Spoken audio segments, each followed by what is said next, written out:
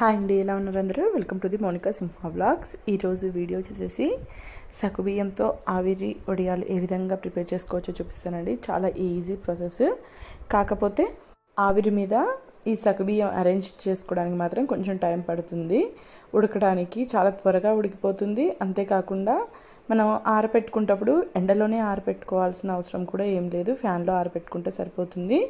అంతేకాకుండా ఈ వడియాలు వచ్చేసి మనకి త్రిబుల్ సైజులో అవుతాయండి. మనం చిన్నగా పెట్టుకున్నా కానీ డీప్ ఫ్రై చేసుకున్న తర్వాత వడియాల సైజ్ అనేది పెరుగుతుందన్నమాట. చాలా ఈజీగా ప్రిపేర్ చేసుకోవచ్చు.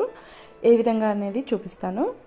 ముందుగా వచ్చేసి నేను ఇక్కడ 1 కప్పు సగ్గుబియ్యం తీసుకున్నాను. ఇవి చిన్న సైజు సగ్గుబియ్యం అండి. ఇక్కడ మనం ఈ వడియాలు ప్రిపేర్ చేసుకోవడానికి వచ్చేసి చిన్న సైజు మాత్రమే అయితేనే బాగుంటుంది. మనం పెద్ద సైజు పెట్టుకుంటే అంత టేస్ట్ అనేది అనిపించదండి. ఈ వడియాలకి చిన్న సైజు అయితేనే బాగుంటుందన్నమాట. అందుకని నేను ఇక్కడ ముందుగా 1 కప్పు సగ్గుబియ్యం తీసుకున్నాను. ఈ సగ్గుబియ్యాన్ని నానబెట్టుకోవాలి. ఫస్ట్ నేను ఇక్కడ సపరేట్ గిన్నెలోకి తీసుకొని ముందుగా కొద్దిగా వాటర్ వేసి క్లీన్ చేసుకోవాలండి. క్లీన్ చేసిన తర్వాత మనం ఈ సగ్గుబియ్యంలోకి వాటర్ యాడ్ చేసేసుకొని నానబెట్టేసుకోవాలి. ఇక్కడ నేను వచ్చేసి ఓవర్ నైట్ నానబెట్టేసుకున్నానండి. మనం ఓవర్ నైట్ అనే అవసరం ఏం లేదు, ఒక 2-3 అవర్స్ నానబెట్టుకున్నా సరిపోతుంది. కాకపోతే ఇక్కడ నేను నైట్ టైంలో కడిగేసి అట్లానే పెట్టేసేసి నెక్స్ట్ డే మార్నింగ్ వడియాలు పెట్టేసుకున్నాను. ఇక్కడ నేను క్లీన్ చేసుకున్న తర్వాత ముందుగా 1 కప్పుకి 1/2 కప్పు వరకు వాటర్ వేసి నానబెట్టేసేసాను. ఇలా ఒక 2 అవర్స్ నానిన తర్వాత నాకు వాటర్ అంతా సగ్గుబియ్యం అబ్జర్వ్ చేసేసాయండి. అప్పుడు ఇంకొక 1/2 కప్పు వరకు యాడ్ చేసుకున్నాను అనమాట. వాటర్ అనేది మనం సగ్గుబియ్యం ఆరిపోకుండా వాటర్ యాడ్ చేసేసి కలిపేసి పెట్టుకోవాలి. అంతేకాకుండా సగ్గుబియ్యం మునిగేంత వరకు వాటర్ ఉంటే సరిపోతుంది. ఎక్కువ వాటర్ యాడ్ చేయొద్దు. దీంట్లోకి వచ్చేసి ఓవర్ నైట్ నానబెట్టుకున్న తర్వాత ఒకసారి బాగా కలిపేసేసుకొని ఇక్కడ నేను కొద్దిగా సాల్ట్ యాడ్ చేస్తున్నాను. కొంచెం తక్కువ క్వాంటిటీలో యాడ్ చేసుకోండి సాల్ట్. ఎప్పుడైనా సరే వడియాలకి సాల్ట్ అనేది ఎక్కువ పట్టదనమాట. ఇక్కడ నేను వచ్చేసి సపరేట్గా చేసుకుంటున్నాను. ఇందులోకి ఒక దాంట్లోకి వచ్చేసి జీలకర్ర యాడ్ చేస్తున్నాను అండి. కొంచెం లైట్గా క్రష్ చేసుకుంటూ జీలకర్ర యాడ్ చేసుకుంటున్నాను. అంటే 3 టైప్స్ చేస్తున్నాను. అలాగే ఇక్కడ నేను ఎండుమిర్చి కొంచెం మిక్సీకి పట్టుకొని కచ్చపచ్చగా ఆ పౌడర్ అనేది యాడ్ చేసుకుంటున్నాను. ఇక్కడ 3 టైప్స్ చూపిస్తున్నానండి నేను వచ్చేసి. ఒకటి వచ్చేసి జీలకర్ర, అలాగే మనం ఎండుమిర్చి వేసుకున్నాం కదా, ఇంకొక దాంట్లో కొద్దిగా కరివేపాకు యాడ్ చేసుకున్నాను. కరివేపాకు చిన్న చిన్న పీసులుగా కట్ చేసేసి యాడ్ చేసుకోవాలి. మనకి ఎంత వీలైతే అంత చిన్న పీసులుగా కట్ చేసుకోవాలండి. అలాగే కొద్దిగా జీలకర్ర కూడా యాడ్ చేస్తున్నాను. మనం జీలకర్ర యాడ్ చేసుకోవడం వల్ల ఈ ఫ్లేవర్ అనేది చాలా బాగుంటుంది. నార్మల్గా రసానికి, సాంబార్కి ఇట్లా సైడ్గానే కాకుండా స్నాక్స్ టైంలో కూడా తీసుకోవడానికి చాలా బాగుంటుంది అనమాట. టేస్ట్ వచ్చేసి ఇక్కడ నేను 3 టైప్స్ అంటే ఒకటేమో వైట్ కలర్ తీసుకున్నాను, అలాగే ఇంకొకటి వచ్చేసి కరివేపాకుది, ఇంకొకటి ఎండుమిర్చి అండ్ జీలకర్ర యాడ్ చేసుకున్నాం కదా, 3 టైప్స్ తీసుకున్నాను అనమాట. ఇవి ప్రిపేర్ చేసుకోవడానికి నేను ఇక్కడ ఇడ్లీ ప్లేట్లు వాడుతున్నానండి. ఇడ్లీ ప్లేట్లు లేనట్లయితే నార్మల్గా చిన్న చిన్న ప్లేట్స్ ఉంటాయి కదా, అందులో మనకి ఏ సైజులో అయితే కావాలో ఆ సైజులో ప్రిపేర్ చేసేసుకోవచ్చు అనమాట. ఇక్కడ నేను ముందుగా ఇడ్లీ ప్లేట్కి కొంచెం లైట్గా ఆయిల్ గ్రీస్ చేసుకున్న తర్వాత మనం ముందుగా నానబెట్టుకున్న సగ్గుబియ్యం ఉన్నాయి కదా, ఇవి కొద్దిగా క్వాంటిటీ అనేది కొంచెం ఎక్కువ లేకుండా చూసుకోండి. కొద్దిగా యాడ్ చేసుకొని ప్లేట్లలో మనం ఈక్వల్గా సర్వ్ చేసుకోవాలన్నమాట. ఇది కొంచెం ప్రాసెస్ అనిపిస్తుంది, మిగిలిందంతా ఈజీగానే ఉంటుందన్నమాట. ఉడికిపోవడం కూడా 5 మినిట్స్ 2 మినిట్స్ తర్వాత చెక్ చేయండి. 5 మినిట్స్ బిలోనే ఉడికిపోతుంది. ఎక్కువ టైం అయితే పట్టదు ఉడకడానికి కూడా.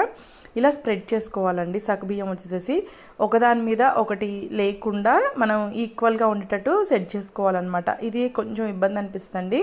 ఇద్దరు కానీ ఉంటే మాత్రం చేసుకోవడం చాలా ఈజీ. ఒక్కలంటే కొంచెం కష్టం అవుతుంది ఇలా అడ్జస్ట్ చేసుకొని మొత్తం పెట్టేసుకోవడము. ఇక్కడ నేను మొత్తం అడ్జస్ట్ చేసేసుకున్నాను. ఈ విధంగా అడ్జస్ట్ చేసుకోవాలన్నమాట సగ్గుబియ్యం మొత్తం. మిగిలినది వచ్చేసి నెక్స్ట్ ఎండుమిర్చి వేసుకున్నాం కదా, కొంచెం స్పైసీగా, అది కూడా యాడ్ చేసుకుంటున్నాను. ఇక్కడ మనం ఇదే ప్రాసెస్లో మనం పుదీనా ఇవి కూడా యాడ్ చేసుకోవచ్చు అండి. బీట్రూట్ కొంచెం మిక్సీకి పట్టేసేసి మనం పింకిష్ కలర్లా ప్రిపేర్ చేసుకోవచ్చు. అలాగే మనం పుదీనా అండ్ కొత్తిమీర కూడా మిక్సీకి పట్టి అవి కూడా ఇందులో యాడ్ చేసేసి పెట్టేసుకోవచ్చు. మనకు నచ్చిన ఫ్లేవర్లో ఇలా ఈజీగా ప్రిపేర్ చేసేసుకోవచ్చు. చాలా ఈజీ అనిపిస్తుంది అండి ప్రాసెస్ మొత్తము. కాకపోతే ఇలా స్ప్రెడ్ చేసేటప్పుడు కొంచెం టైం పట్టుద్ది అనమాట. మనం ఒక్కొక్క ప్లేట్ అనేది స్ప్రెడ్ చేసుకోవాలి కదా, అందుకని కొంచెం టైం పట్టుద్ది. ఇక్కడ నేను థర్డ్ది వచ్చేసి కరివేపాకు కూడా పెట్టేసేసుకుంటున్నాను. ఇలా మనం ఒకేసారి మొత్తం పెట్టేసేసుకొని మనం మొత్తం ఇడ్లీ స్టాండ్లో పెట్టేసేసి ఒక 2 మినిట్స్ అలా ఉడికించుకుంటే సరిపోతుందన్నమాట. అలాగే నా తరపున వచ్చిన రిక్వెస్ట్ అండి, నా వీడియోస్ కానీ మీకు నచ్చినట్టయితే లైక్ చేయండి, షేర్ చేయండి, సబ్స్క్రైబ్ చేసుకోండి.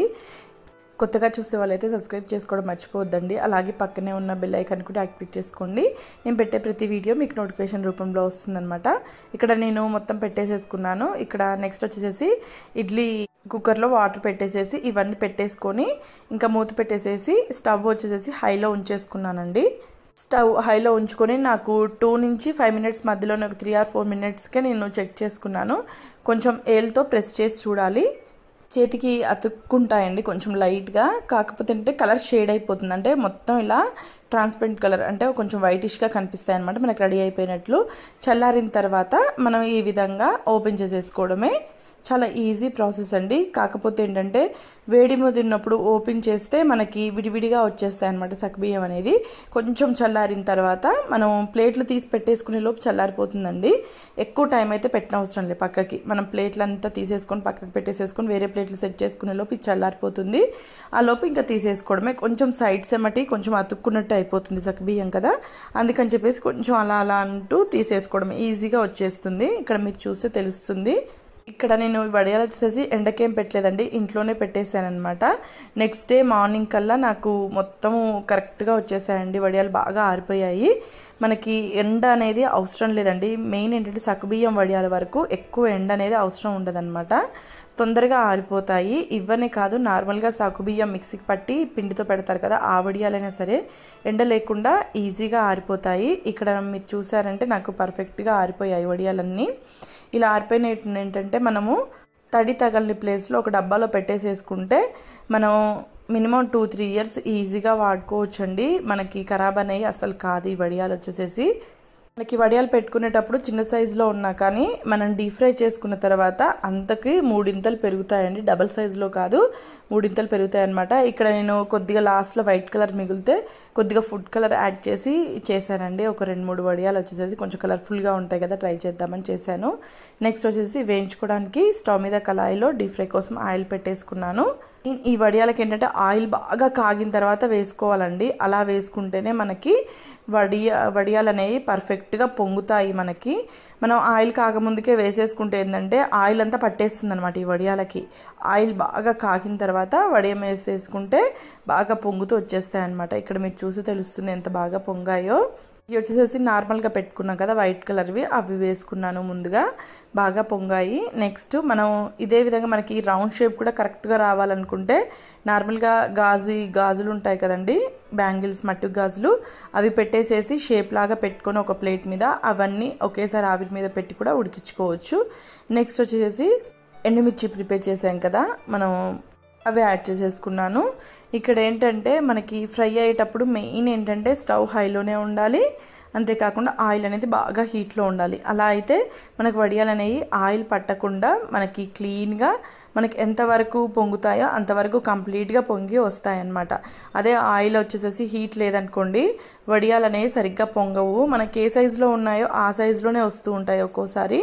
అది మెయిన్ ఇంపార్టెంట్ అండి. నెక్స్ట్ నేను కరివేపాకు పెట్టుకున్నాను కదా, అవి వేసేసి ఫ్రై చేసుకుంటున్నాను అనమాట. చాలా ఈజీగా ప్రిపేర్ చేసుకోవచ్చు. ఎండాకాలం అనే కాదు, ఏ సీజన్లో అయినా సరే ఈ వడియాలు ఈజీగా పెట్టేసుకోవచ్చు అండి. ఎందుకంటే మనకి ఎండతో అనేది సంబంధం లేకుండా పెట్టుకోవచ్చు కాబట్టి మనం ఇంట్లోనే ఫ్యాన్ గాలికి పెట్టినా కానీ ఆరిపోతాయి అనమాట. ఈ వడియాలు చాలా ఈజీగా ప్రిపేర్ చేసుకోవచ్చు. ఇక్కడ నేను ప్రిపేర్ చేసేసుకున్నానండి. కొంచెం ఫుడ్ కలర్వి ఒక 2-3 ఫ్రై చేసుకున్నాను.